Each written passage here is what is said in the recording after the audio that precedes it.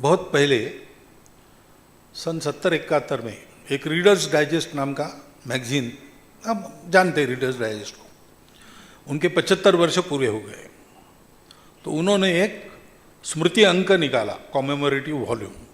उसमें readers digest में जो प्रसिद्ध लेख वगैरह हुए उसका संग्रह था।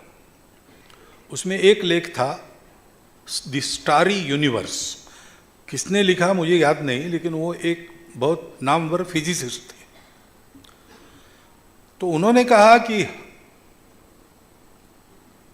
अभी हमने इतने बड़े विश्व में दूर दूर तक का पता लगाया, हम लाखों प्रकाश वर्ष दूर देखते हैं, करते हैं, लेकिन अब कठिनाई ये हो गई कि इतना दूर जब जाते हैं तब हमारा फिजिक्स वहां नहीं चलता। प्रकाश सरल रेखा में जाता है, पृथ्वी पर ठीक है, चंद्रमा तक ठीक है, हो सकता है सूर्य तक भी ठीक हो, लेकिन लाखों प्रकाश वर्ष दूर जाना है और बीच में कौन से माध्यम है, कौन से फोर्सेस है बीच में, जैसे अपना गुरुत्वाकर्षण है वैसे स्ट्रांग और वीक इलेक्ट्रिकल फील्ड्स है, मैग्नेटिक फील्ड्स है, इन सब में जाते जाते हो सकता है कि प्रकाश ऐसा दूर से आए। तो हमारे सामने जो दिख रहा है हमको वास्तव में हमारे पीछे है, लेकिन प्रकाश घूम के उधर गया, वहां से वापस हमारे पास आया तो हमको सामने दिख रहा है, और जो दिख रहा है वो 30 लाख प्रकाश वर्ष पुराना है, वो आज की जानकारी नहीं है। इसलिए यहां विज्ञान की ज्ञान पाने की क्षमता समाप्त हो गई, उनके पास साधन नहीं है।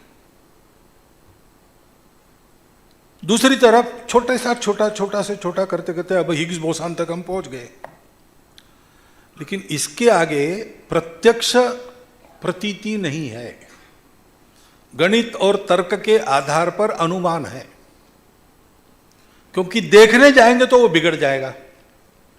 और कणों तक हम पहुंच गए, अब कण और ऊर्जा में फर्क है कि दोनों एक है, ये समझ में नहीं आ रहा। ऊर्जा कभी कभी कण बन जाती है, कण कभी कभी ऊर्जा बन जाती है।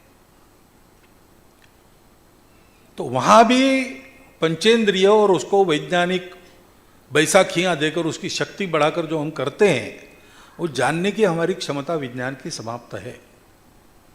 अब प्रत्यक्ष करना है तो